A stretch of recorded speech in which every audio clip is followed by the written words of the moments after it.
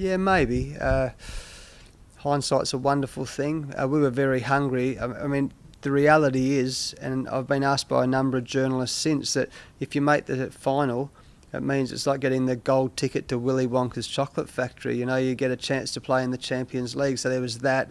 There was the incredible emotion. The change room after was like we'd won a grand final. Having said that, when it came to preparation, the guys were up. They were really looking forward, but we were flat. And I wonder if it was just that we couldn't rebound from that incredible emotion. As high as the emotion was, sometimes that's as hard to rebound from as being defeated. So, yeah, maybe that was certainly not an excuse, but maybe that's a reason we were quite flat throughout most of that final.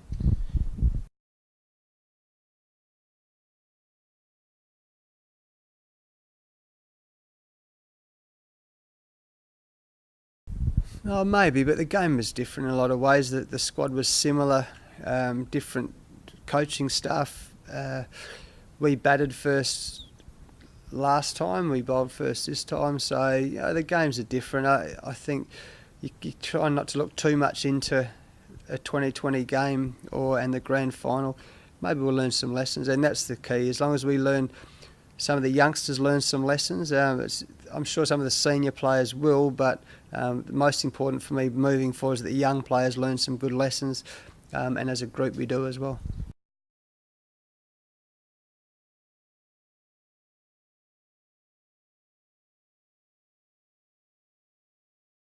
Yeah, look, all credit to them. I mean, what I'm probably overstating it actually. When I say we're flat, I thought we held really well with the ball, but they played very, very well to their credit. And then bowling, I thought their plans and the way they executed their plans was outstanding, particularly against Shaun Marsh. The way they cramped him up on his hip and didn't give him any room. That's all right to talk about it, like most teams would, but they executed it perfectly. So they were very good. They fielded well. Nathan Horrocks took 3 great catches.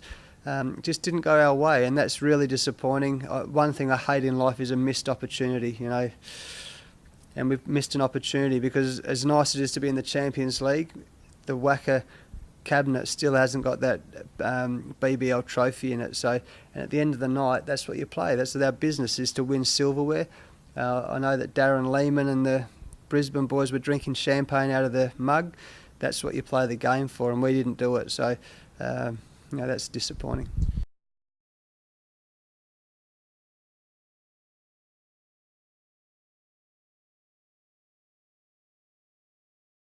It's a great credit to Shaun and Adam Voges that they've been selected in the 2020 side for Australia, and it doesn't surprise me.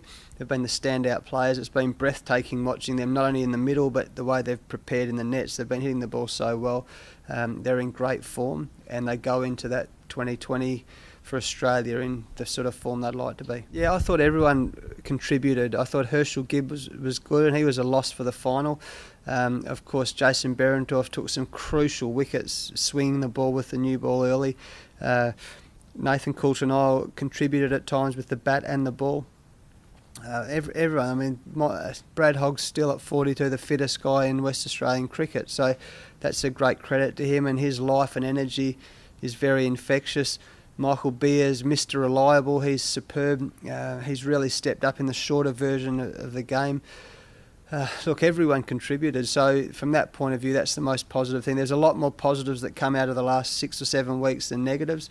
We didn't get to the winning post, but we got very close, and that's a positive step forward.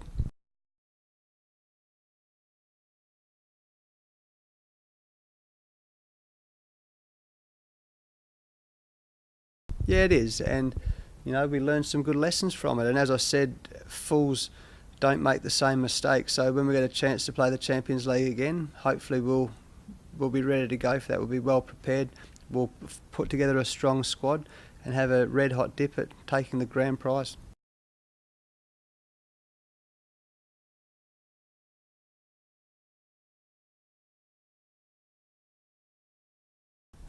I have to say that moment when the no ball was called against the Stars, we could see it, and I can't remember feeling as emotional. Everyone's been saying I look like the Iceman and show no emotions on the bench, but I well, internally at least, I was very emotional when we knew we'd beaten that side. They had a very good team, Shane-led Ward team. They'd probably outplayed us for most of the game.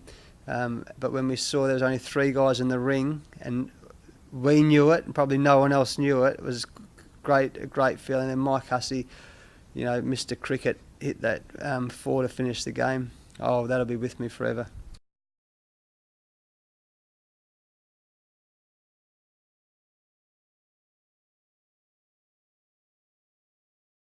Yeah, it was, and the only downside was that we didn't see. Every time we lifted, the crowd lifted with us, and we just couldn't get going in the final. And there's different reasons for that. We just couldn't get going. So I felt it was a bit like the going down to the Skyworks on Australia Day and waiting for the fireworks to come, and it doesn't come. And that's what it felt like. We had it all there, the fans, it was all there, but we just didn't explode. And I think that was probably a bit of a letdown. The cricket we just didn't explode for the crowd.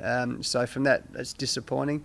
Hopefully next year we'll have more of those same feelings we had for a lot of this summer.